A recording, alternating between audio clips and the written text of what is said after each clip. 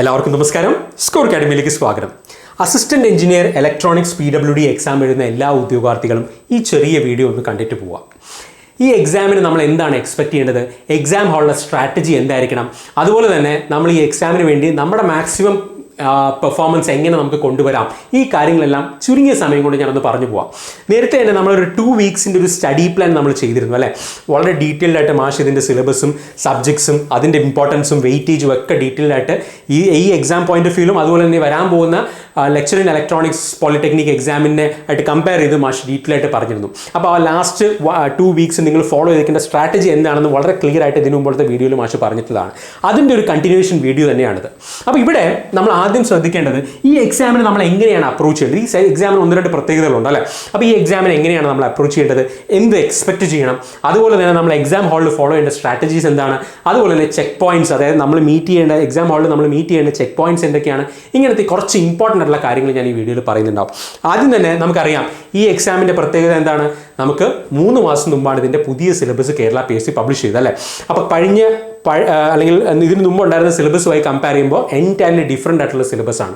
എന്നാൽ കുറച്ച് പ്രത്യേകതകളും ഗുണങ്ങളും ഉദ്യോഗാർത്ഥികൾ കൊണ്ടുതാനും അല്ലേ. കഴിഞ്ഞ വീഡിയോയിൽ തന്നെ മാഷ് പറഞ്ഞിട്ടുണ്ടായിരുന്നു. അപ്പോൾ എന്തൊക്കെയാണോ അതിൻ്റെ പ്രത്യേകതകൾ ഞാൻ നേരത്തെ പറഞ്ഞ പോലെ ഈ ഇത്രയും മോഡ്യൂൾസ് അല്ലെങ്കിൽ ഇത്രയും സബ്ജക്ട്സ് നിങ്ങൾ നോക്കുക. ഇതിൻ്റെ വെയിറ്റേജ് ഇവിടെ റൈറ്റ് സൈഡിൽ കാണിച്ചിട്ടുണ്ട്. മാഷ് കഴിഞ്ഞ തവണ കാണിച്ച അതേ മാർക്ക് ഡിസ്ട്രിബ്യൂഷൻ തന്നെയാണ് ഈ കാണിച്ചിരിക്കുന്നത്. അതിനോടൊപ്പം തന്നെ ലെക്ചർ ഇൻ ഇലക്ട്രോണിക്സിൻ്റെ വെയിറ്റേജ് മാഷ് കാണിച്ചിട്ടുണ്ടായിരുന്നു അല്ലേ. അപ്പോൾ ഇവിടെ നോക്കിയേ, ഈ ഇത്രയും സബ്ജക്ട്സ് എന്ന് പറയുന്നത് പോളിടെക്നിക് ലെക്ചർ എക്സാമിന് വളരെ ഇമ്പോർട്ടൻ്റ് ആണ്, വെയിറ്റേജ് കൂടിയ ടോപ്പിക്സ് ആണ്. നിങ്ങളുടെ ഫോക്കസ് എന്ന് പറയുന്നതും ഈ ഇത്രയും നമ്മൾ വളരെ ഡീറ്റെയിൽഡ് ആയിട്ടുള്ള ക്ലാസ്സസും അതുപോലെ തന്നെ ഡീറ്റെയിൽഡ് എക്സാംസ് ഒക്കെ നമ്മൾ എഴുതിയതാണല്ലോ.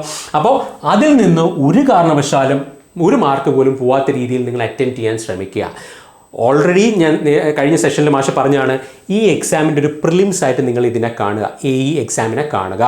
ഇതിൽ ഈ പറഞ്ഞിരിക്കുന്ന ഇമ്പോർട്ടൻ്റ് ആയിട്ടുള്ള ടോപ്പിക്സ് അല്ലെങ്കിൽ ഇമ്പോർട്ടൻ്റ് ആയിട്ടുള്ള കോർ സബ്ജക്ട്സ് ചെയ്ത് നിങ്ങൾക്ക് പറ്റാവുന്ന അത്രയും മാർക്ക് നിങ്ങൾ സ്കോർ ചെയ്യാൻ ശ്രമിക്കുക. അതാണ് പോയിന്റ് നമ്പർ 1. ഓക്കെ, ഇനി അടുത്ത സെറ്റ് ഓഫ് ടോപ്പിക്സ് എന്ന് പറയുന്നത് എന്തായിരുന്നു? സെൻസേഴ്സ്, ട്രാൻസ്ഡ്യൂസേഴ്സ്, സ്പീക്കേഴ്സ്, PAS, അതുപോലെ ഇലക്ട്രോമാഗ്നറ്റിസം, പവർ സിസ്റ്റം. ഈ ഇത്രയും ടോപ്പിക്സ് ഈ എക്സാമിന് വേണ്ടി മാത്രമുള്ളതാണ്. പോളിടെക്നിക് ലെക്ചർ എക്സാമിന് ഈ സബ്ജക്ട്സ് ഒന്നും തന്നെ ഇല്ല. ആകെ ഉള്ളത് ഈ പവർ സിസ്റ്റത്തിന് മോഡ്യൂളിലുള്ള പവർ ഇലക്ട്രോണിക്സ്, അത് സെപ്പറേറ്റ് ആയിട്ട് തന്നെ നമ്മൾ അവിടെ പഠിക്കുന്നുണ്ട്. അപ്പോൾ അതുകൊണ്ട് തന്നെ ഈ ഇത്രയും വെയിറ്റേജ് എന്ന് പറയുന്നത് നിങ്ങളൊരു സെലക്റ്റീവ് സ്റ്റഡിക്ക് മാത്രം പോവുക. കാരണം ഈ സബ്ജക്ട്സ് എന്ന് പറയുന്നത് നമുക്ക് വേറെ എക്സാംസിനൊന്നും തന്നെ ഇല്ല. മാത്രമല്ല ഈ എക്സാമിന് തന്നിട്ടുള്ള സിലബസ് ആണെങ്കിലും കമ്പാരിറ്റീവ്ലി വാസ്റ്റ് ആണ്. നമുക്ക് വേറെ എക്സാംസ് ഒന്നും ഇല്ലാത്തത് കൊണ്ട് തന്നെ നമുക്ക് ഒരുപാട് എക്സ്പെക്ടേഷൻ, നമുക്ക് ഈ ഏതൊക്കെ ടൈപ്പ് ഓഫ് ക്വസ്റ്റ്യൻ വരും നമുക്ക് എക്സ്പെക്ട് ചെയ്യാൻ പറ്റില്ല. ചിലപ്പോൾ ഇതിൽ നിന്ന് നമ്മൾ സിലബസിൽ പറഞ്ഞിട്ടുള്ള ചോദ്യങ്ങൾ വന്നേക്കാം, അല്ലെങ്കിൽ കുറച്ച് ലെങ്തി ആയിട്ടുള്ള ന്യൂമറിക്കൽസ് വന്നേക്കാം, ഡെറിവേറ്റീവ് ടൈപ്പ് ക്വസ്റ്റ്യൻസ് വന്നേക്കാം. അപ്പോൾ അത് അറ്റംപ്റ്റ് ചെയ്തുകൊണ്ട് അല്ലെങ്കിൽ നിങ്ങൾ കോൺഫിഡൻറ്റ് അല്ലാത്ത ഏരിയ അറ്റംപ്റ്റ് ചെയ്തുകൊണ്ട് ഈ ഇത്രയും നിങ്ങൾക്ക് അറിയാവുന്ന നിങ്ങളുടെ സ്ട്രോങ് ഹോൾഡ് ആയിട്ടുള്ള കോർ സബ്ജക്ട്സ്, ഇനിയും എക്സാംസിന് ആവശ്യമുള്ള സബ്ജക്ട്സിൽ അല്ലെങ്കിൽ അതിലുള്ള ക്വസ്റ്റ്യൻസ് നിങ്ങൾ കളയരുത്. നിങ്ങൾ കൂടുതൽ ടൈം ഇൻവെസ്റ്റ് ചെയ്യേണ്ടതും കൂടുതൽ തല പുകയ്ക്കേണ്ടതും ഈ പറയുന്ന ചോദ്യങ്ങൾക്കായിരിക്കണം. ഇതിൽ നിന്ന് തെറ്റുകൂടാ, കാരണം ഇതിൽ അറിയാവുന്ന ചോദ്യങ്ങൾ തെറ്റുകൂടാതെ നിങ്ങൾ അറ്റംപ്റ്റ് ചെയ്യാനാണ് ശ്രമിക്കേണ്ടത്. ഇതെങ്ങനെയാണ് തെറ്റുകൂടാതെ അറ്റംപ്റ്റ് ചെയ്യാൻ പറ്റുക? ഈ നിങ്ങൾ അത്ര കോൺഫിഡൻറ്റ് അല്ലാത്തോ അല്ലെങ്കിൽ കമ്പാരിറ്റീവ്ലി പുതിയതായിട്ടുള്ള സിലബസ് ഉണ്ടായിരിക്കും. കാരണം ഇത് എൻറ്റയർലി പുതിയൊരു സിലബസ് ആയതുകൊണ്ടാണ് ഇതിൻ്റെ ഏകദേശം 24 നോട്ടുകൾ നമ്മൾ തന്നിട്ടുണ്ട് അല്ലേ. നിങ്ങൾക്ക് ആപ്പിൽ അവൈലബിൾ ആണ്, നിങ്ങൾ നോക്കുക. ഇത് നിങ്ങൾ ആ എക്സാമിന് കയറുന്നതിന് മുമ്പ് വരെയും ഈ ഷോർട്ട് നോട്ട്സ് എന്ത് ചെയ്യുക, പഠിക്കുക. 24 ഷോർട്ട് നോട്ട്സ് നിങ്ങൾക്ക് വേണ്ടി പ്രൊവൈഡ് ചെയ്തിട്ടുണ്ട്. ആ ഷോർട്ട് നോട്ട്സിലുള്ള അത്രയും പഠിക്കുക. അത് ലാസ്റ്റ്, കാരണം തിയററ്റിക്കലാണ്, മെജോറിറ്റിയും തിയററ്റിക്കൽ ആയിട്ടുള്ള ഏരിയ ആണ്. അത് ലാസ്റ്റ് മിനിറ്റ് കയറുന്നതിന് മുമ്പ് ഓടിച്ചിട്ട് പോവുക. അതിൽ നിന്ന് ഡയറക്റ്റ് ക്വസ്റ്റ്യൻ വരികയാണെങ്കിൽ അറ്റംപ്റ്റ് ചെയ്യുക. ഒരുപാട് ആലോചിച്ച് സമയം കളയരുത്. കാരണം നമുക്ക് ഒരു ക്വസ്റ്റ്യൻ നമുക്ക് എത്രയാണ്, 100 മാർക്കാണുള്ളത് അല്ലേ. 100 മാർക്ക്, 100 ക്വസ്റ്റ്യൻ, 90 മിനിറ്റ്. അപ്പോൾ ഒരു ക്വസ്റ്റ്യന് നമുക്ക് ഏകദേശം 50-55 സെക്കൻഡിൽ കൂടുതൽ നമ്മൾ എന്ത് ചെയ്യാൻ പാടില്ല, സ്പെൻഡ് ചെയ്യാൻ പാടില്ല. ഇനി അവിടെ നിങ്ങൾക്ക് കുറച്ച് കൂടുതൽ ടൈം എടുക്കാൻ പറ്റുന്ന എവിടെയാണ്, നിങ്ങൾക്ക് ഈ ടോപ്പിക്സ് ഒക്കെ അറിയാം, അല്ലെങ്കിൽ അറിയാവുന്ന ടോപ്പിക്സ് ആണെങ്കിൽ അപ്പം തന്നെ മാർക്ക് ചെയ്ത് പോവാം. അറിയാത്ത ടോപ്പിക്സ് അല്ലെങ്കിൽ അറിയാത്ത ക്വസ്റ്റ്യൻസ് ആണെങ്കിൽ അത് മാറ്റി വെക്കാതെ എങ്ങനെ അറ്റംപ്റ്റ് ചെയ്യണമെന്നുള്ള ഞാൻ വഴിയെ പറയാം. അപ്പോൾ ചെയ്യേണ്ട ഒരു കാര്യം, അറിയാവുന്ന ചോദ്യങ്ങൾ ഏറ്റവും ഭംഗിയായി ഏറ്റവും എഫക്റ്റീവായി നെഗറ്റീവ് വരാത്ത രീതിയിൽ എല്ലാ കാര്യങ്ങളും ഓപ്ഷൻസ് എല്ലാം ആലോചിച്ച് നിങ്ങൾ അറ്റംപ്റ്റ് ചെയ്യുക. ഇനി സെലക്റ്റീവായിട്ട് പഠിക്കേണ്ട ഈ ടോപ്പിക്സ് എന്ന് പറയുന്നത് നിങ്ങൾ അങ്ങനെ തന്നെ കാണുക. ഇത് ചിലപ്പോൾ നിങ്ങൾ ക്ലാസ് തന്നെ കണ്ടു തീർത്തിട്ടുണ്ടാവില്ല, ഒരു കുഴപ്പമില്ല. ഇത് ഞാൻ നേരത്തെ പറഞ്ഞിരുന്നത് ഇനി ഒരുപാട് എക്സാംസിനൊന്നും നിങ്ങൾക്ക് ഇത് വരാനില്ല. അതുകൊണ്ട് സെലക്റ്റീവ് സ്റ്റഡി തന്നെ ധാരാളമാണ്. ഇനി ശ്രദ്ധിക്കേണ്ട ഒരു കാര്യം എന്താണ് നോക്കുക, നിങ്ങൾ എക്സാം ഹാളിൽ നമുക്കറിയാം 3 മാസത്തിൽ താഴെയാണ് നമുക്ക് സമയം കിട്ടിയിട്ടുള്ളത്. എല്ലാവർക്കും 3 മാസത്തിൽ താഴെ സമയം കിട്ടിയിട്ടുള്ളൂ. അതുകൊണ്ട് തന്നെ എക്സാം ഹാളിൽ കയറുന്നതിന് തൊട്ട് മുമ്പ് വരെ പഠിച്ചുകൊണ്ടിരിക്കുക. ഇതൊക്കെ വെറുതെ ആണെന്ന് നിങ്ങൾക്ക് തോന്നും, പക്ഷേ സെലക്റ്റീവ് ആയിട്ടുള്ള സ്റ്റഡി, അതുപോലെ തന്നെ നമ്മൾ മാക്സിമം മാർക്ക് സ്കോർ ചെയ്യാനായിട്ട് ചിലപ്പോൾ നമ്മൾ ലാസ്റ്റ് മിനിറ്റ് നോക്കുന്ന ഒരു ക്വസ്റ്റ്യൻ ആയിരിക്കും നമ്മുടെ എക്സാം ഹാളിൽ അല്ലെങ്കിൽ എക്സാം ക്വസ്റ്റ്യൻ പേപ്പറിൽ വരിക. അതുകൊണ്ടാണ് ഞാൻ പറഞ്ഞത് ലാസ്റ്റ് മിനിറ്റ് വരെ നിങ്ങളുടെ ഷോർട്ട് നോട്ട്സ് റിവൈസ് ചെയ്യുക. ഞാൻ പറഞ്ഞു ഈ ടോപ്പിക്സ് എന്നൊക്കെ പറയുന്നത് തിയറിറ്റിക്കലാണ്, അപ്പോൾ അതിൻ്റെ എല്ലാ നോട്ട്സ് നിങ്ങൾക്ക് പ്രൊവൈഡ് ചെയ്തിട്ടുണ്ട്. ആ നോട്ട്സ് ഒന്ന് റിവൈസ് ചെയ്തിട്ട് പോവുക. പിന്നെ expect that 10 to 15 questions will be difficult. Standard ആയിട്ട് ഒരു എക്സാം നടത്തുന്ന ഏത് ബോർഡിൻ്റെ ക്വസ്റ്റ്യൻ പേപ്പർ വേണം നിങ്ങൾ എടുത്തോട്ടെ, അതിൻ്റെ അകത്ത് ചില ക്വസ്റ്റ്യൻസ് ഔട്ട് ഓഫ് സിലബസ് ഉണ്ടാവും. കാരണം അത് ഒരുപാട് കോൺഫിഡൻഷ്യൽ ആയിട്ടായിരിക്കും അത് പ്രിപ്പയർ ചെയ്യുക. അപ്പോൾ അതുകൊണ്ട് തന്നെ ഒരുപാട് റിവ്യൂ ഒന്നും കഴിഞ്ഞിട്ടുണ്ടാവില്ല. അതുകൊണ്ട് തന്നെ ചില ക്വസ്റ്റ്യൻസ് സിലബസിൽ ഔട്ട് ഓഫ് സിലബസ് ഉണ്ടാവും, ചില ക്വസ്റ്റ്യൻസിൽ ഓപ്ഷൻസ് കാണത്തില്ല, കൺഫ്യൂസിങ് ഓപ്ഷൻസ് ഉണ്ടാവും, ചിലപ്പോൾ റോങ് ഓപ്ഷൻസ് ഉണ്ടാവും. ഇതെല്ലാം എല്ലാ എക്സാംസിനും സ്റ്റാൻഡേർഡ് ആയിട്ട് നടത്തുന്ന എല്ലാ എക്സാംസിനും ഇത് കോമൺ ആണ്. അത് എക്സ്പെക്ട് ചെയ്തുകൊണ്ട് പോവുക. ഒരു ക്വസ്റ്റ്യൻ നിങ്ങൾക്ക് അറിയാം, അല്ലെങ്കിൽ ആ സബ്ജക്റ്റ് നിങ്ങൾ പഠിച്ചാണ്, ആ ക്വസ്റ്റ്യൻ നിങ്ങൾക്ക് അറിയാം, ആ ക്വസ്റ്റ്യൻ ചെയ്യുമ്പോൾ നിങ്ങൾക്ക് ഒരു ആൻസർ കിട്ടുന്നുണ്ട്, അത് നിങ്ങളുടെ തന്നിട്ടുള്ള ഓപ്ഷൻസിൽ ഇല്ലയെന്ന് വിചാരിക്കുക. ഒരു തവണ കൂടെ മാക്സിമം ചെയ്തു നോക്കുക. അതല്ലാതെ ആ തന്നിരിക്കുന്ന ഓപ്ഷൻ കിട്ടാത്തതുകൊണ്ട് അതിന് വേണ്ടി ഒരു 5-10 മിനിറ്റ് സ്പെൻഡ് ചെയ്ത്, കാരണം ചിലപ്പോൾ അത് ആ ഓപ്ഷൻ തന്നെ അതിലുണ്ടാവും. ഇതൊക്കെ സ്ഥിരം കുട്ടികൾ ചെയ്യുന്ന മിസ്റ്റേക്സ് ആണ്. ഇനി അങ്ങനെ നിങ്ങൾക്ക് കോൺഫിഡൻ്റ് ആണ്, ആ ക്വസ്റ്റ്യൻ തൽക്കാലം എന്ത് ചെയ്യുക, ഒന്ന് മാറ്റി വയ്ക്കുക, ഒരു റെഡ് ഇട്ട് മാർക്ക് ചെയ്ത് മാറ്റി വയ്ക്കുക. സെക്കൻഡ് റൗണ്ടിലോ തേർഡ് റൗണ്ടിലോ വരുമ്പോൾ നമുക്കത് ചെയ്യാം.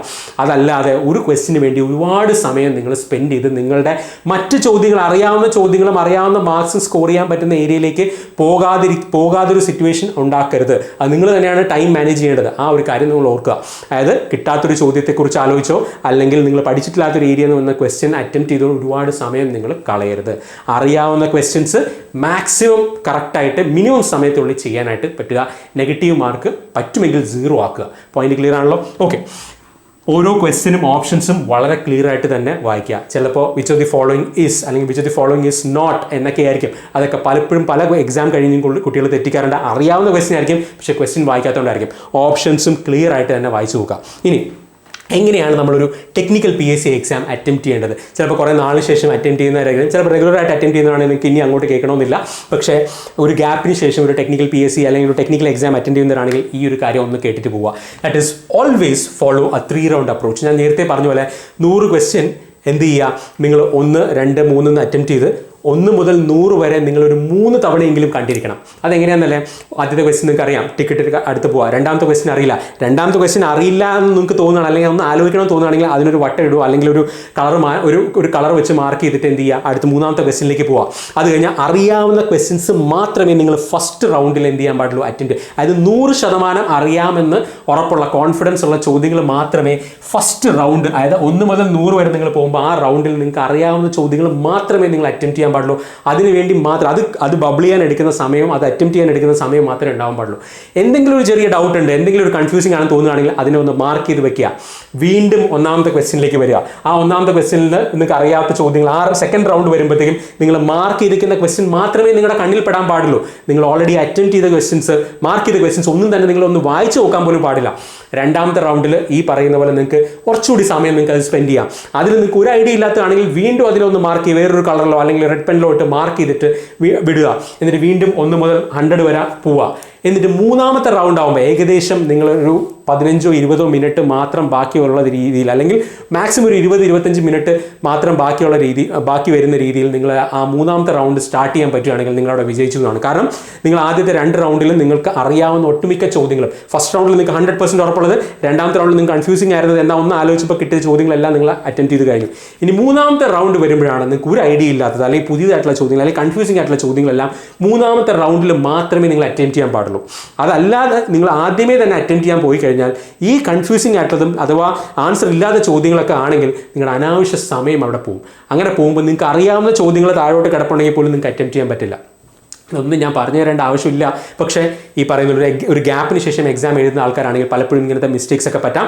അതുകൊണ്ടാണ് ഞാൻ പറഞ്ഞത് always follow a 3 round approach. അപ്പോൾ 3ാമത്തെ റൗണ്ടിൽ മാത്രം, അതൊരു 15 മിനിറ്റ്സ് ആണെങ്കിലും കുഴപ്പമില്ല, ആ 15 മിനിറ്റ്സ് നിങ്ങൾക്ക് ഒട്ടും അറിയാത്ത ചോദ്യങ്ങൾ, അല്ലെങ്കിൽ നിങ്ങൾക്ക് ഒരു ഐഡിയ, ചിലപ്പോൾ നമ്മുടെ ബ്രെയിനിന് തന്നെ ഈ പറയുന്ന നമ്മൾ ആലോചിക്കുന്ന നമുക്ക് ആലോചിച്ചെടുക്കാനുള്ള ഒരു കപ്പാസിറ്റി ഉണ്ടാവും. അപ്പോൾ അത് നമ്മൾ ഒരു 3 റൗണ്ട് പോകുമ്പോഴായിരിക്കും ചിലപ്പോൾ ഈ ക്വസ്റ്റിൻ്റെ ആൻസറോ ഫോമിലൊക്കെ നമുക്ക് ഓർമ്മയിൽ വരുന്നത്. അതൊക്കെ നിങ്ങൾക്ക് തന്നെ പേഴ്സണൽ എക്സ്പീരിയൻസ് ഉണ്ടാവും. അപ്പോൾ ആ രീതിയിൽ വേണം ഒരു 3 റൗണ്ട് അപ്രോച്ച് നിങ്ങൾ എന്തായാലും ഫോളോ ചെയ്യുക. ഓരോ റൗണ്ട് കഴിയുമ്പോഴും കഴിയുന്ന ക്വസ്റ്റ്യൻസ്, മാർക്ക് ചെയ്ത ക്വസ്റ്റ്യൻസ് അത് ഒന്ന് മാർക്ക് ചെയ്ത് വെക്കുക. പിന്നെ ആ ക്വസ്റ്റ്യൻ നിങ്ങൾ അറ്റംപ്റ്റ് ചെയ്യാനോ കണ്ണിൽ പെടാനോ പാടില്ല. പോയിന്റ് ക്ലിയർ ആണല്ലോ? അതുകൊണ്ടാണ് ഞാൻ പറഞ്ഞത് ഫസ്റ്റ് ആദ്യത്തെ 10 മിനിറ്റ് നിങ്ങൾ നിങ്ങളുടെ ടെൻഷൻ എങ്ങനെ ഹാൻഡിൽ ചെയ്യുന്നു അതനുസരിച്ചായിരിക്കും നിങ്ങളുടെ ക്വസ്റ്റ്യൻ പേപ്പർ അറ്റംപ്റ്റ് ചെയ്യുന്നൊരു ഫ്ലോ പോവുക. അതുപോലെ തന്നെ അവസാനത്തെ 15 മിനിറ്റ് നിങ്ങൾ എങ്ങനെ ടൈം മാനേജ് ചെയ്തു അതായിരിക്കും നിങ്ങളുടെ മാക്സിമം അറ്റംപ്റ്റ്സ് വരിക. ഇത് രണ്ടും നിങ്ങളുടെ റാങ്ക് ഡിസൈഡിങ് ആയിട്ടുള്ള കാര്യമാണ്, അത് ഫോളോ ചെയ്യുക. പിന്നെ ഞാൻ പറഞ്ഞ പോലെ മിനിമം 2 കളറിലുള്ള പെൻസിലെങ്കിലും വെക്കുക, അല്ലെങ്കിൽ പേനെങ്കിലും വെക്കുക. കാരണം അതനുസരിച്ച് നിങ്ങൾക്ക് അടുത്ത സെക്കൻഡ് റൗണ്ടിലും തേർഡ് റൗണ്ടിലും നിങ്ങൾ മാർക്ക് ചെയ്യേണ്ട, അതായത് ഇപ്പോൾ ഓൺലൈൻ എക്സാം ആണെങ്കിൽ നമുക്ക് അവിടെ റിവ്യൂ ചെയ്യാനുള്ളതുണ്ട്. ഇത് OMR പരീക്ഷ ആയതുകൊണ്ട് തന്നെ നമ്മൾ രണ്ടാമത്തെ റൗണ്ട് മൂന്നാമത്തെ റൗണ്ട് നമ്മുടെ കണ്ണിൽ പെടേണ്ട ചോദ്യങ്ങൾ ഏതൊക്കെയാണ്, നമുക്ക് അറിയാത്തതും അറ്റംപ്റ്റ് ചെയ്യാത്ത ചോദ്യങ്ങൾ മാത്രമേ വരാൻ പാടുള്ളൂ, അത് ആലോചിക്കുക. പിന്നെ OMR നിങ്ങൾ അപ്പോൾ തന്നെ മാർക്ക് ചെയ്ത് പോവുക, എല്ലാം കൂടി അവസാനം വെക്കാമെന്ന് വിചാരിക്കരുത്, അത് ഭയങ്കര മിസ്റ്റേക്കാണ്. പിന്നെ എക്സാം ഹാളിൽ നിങ്ങളുടെ ക്വസ്റ്റ്യൻ പേപ്പറും നിങ്ങളുടെ OMR ഷീറ്റും അല്ലാതെ വേറെ ആരെന്ത് അറ്റംപ്റ്റ് ചെയ്യുന്നു നോക്കരുത്. Never compare your self with anyone in the exam hall. ആ ഒരു കാര്യം കൂടെ നിങ്ങൾ ഓർക്കുക. പിന്നെ ടെൻഷൻ കുറഞ്ഞു കഴിഞ്ഞാൽ നിങ്ങൾക്ക് ഒരു മാർക്കെങ്കിലും കൂടുതലേ കിട്ടുള്ളൂ. പോയിന്റ് ക്ലിയർ ആണല്ലോ. പിന്നെ നമ്മൾ നേരത്തെ പറഞ്ഞ പോലെ എപ്പോഴും നമുക്ക് ഒരു ചെക്ക് പോയിന്റ്സ് ഞാൻ നേരത്തെ പറഞ്ഞു. ആ ചെക്ക് പോയിന്റ്സ് എന്ന് പറയുന്നത് ഈസി എക്സാം ആണ്, നിങ്ങൾക്ക് വളരെ ഈസി ആയിട്ട് തോന്നുകയാണ്, എല്ലാം നിങ്ങൾക്ക് അറിയാവുന്ന ചോദ്യമാണെങ്കിൽ എക്സാം മാക്സിമം ക്വസ്റ്റ്യൻസ് അറ്റംപ്റ്റ് ചെയ്യാൻ നോക്കുക. പിന്നെ ഇത് ഇങ്ങനത്തെ ഒരു സബ്ജക്റ്റ് ആയതുകൊണ്ടും ഇങ്ങനത്തെ സിലബസ് ആയതുകൊണ്ടും ഇത്രയും സമയം നമുക്ക് പഠിക്കാൻ കിട്ടിയതുകൊണ്ടും എക്സാം കുറച്ച് ഡിഫിക്കൽട്ടോ അല്ലെങ്കിൽ കുറച്ച് പുതിയ ക്വസ്റ്റ്യൻസ് ആവാനാണ് സാധ്യത. അതുകൊണ്ട് തന്നെ നിങ്ങൾ മാക്സിമം ട്രൈ ചെയ്യേണ്ടതാണ് നെഗറ്റീവ് മാർക്ക് അവോയ്ഡ് ചെയ്യുക, കറക്കി കുത്തരുത്. അറ്റംപ്റ്റ് ചിലപ്പോൾ വളരെ കുറവായിരിക്കും, ഒരു കുഴപ്പമില്ല, എല്ലാവരുടെയും അറ്റംപ്റ്റ് കുറവായിരിക്കും. എക്സാം ടഫ് ആണെങ്കിൽ എല്ലാവർക്കും ടഫ് ആയിരിക്കും. എന്നാൽ എനിക്ക് കുറച്ച് ക്വസ്റ്റ്യൻസ് അറ്റംപ്റ്റ് ചെയ്യുള്ളൂ എന്ന് കരുതി ഞാൻ കുറേ കറക്കി കുത്തരുത്, ഉള്ള മാർക്കും കൂടെ പോകും. അപ്പോൾ അവോയ്ഡ് നെഗറ്റീവ് മാർക്സ്. ഞാൻ നേരത്തെ പറഞ്ഞതാണ്, don't try to score 100 marks. 100 mark score ചെയ്യാനല്ല നിങ്ങൾ പോകുന്നത്. ഏറ്റവും നന്നായിട്ട് പ്രിപ്പയർ ചെയ്താൽ പോലും നമുക്ക് 100 മാർക്ക് സ്കോർ ചെയ്യാൻ പറ്റില്ല. അതുകൊണ്ട് തന്നെ അറിയാവുന്ന ക്വസ്റ്റ്യൻസ് തെറ്റില്ലാതെ നെഗറ്റീവ് വരാത്ത രീതിയിൽ അറ്റംപ്റ്റ് ചെയ്യുക. പിന്നെ ഞാൻ നേരത്തെ പറഞ്ഞത് സിലബസ് പുതിയതാണ്, 3 മാസം എല്ലാവർക്കും കിട്ടിയിട്ടുള്ളൂ, നിങ്ങൾക്കും അത്രേ കിട്ടിയിട്ടുള്ളൂ, ടെൻഷൻ അടിക്കരുത്. ഓക്കെ.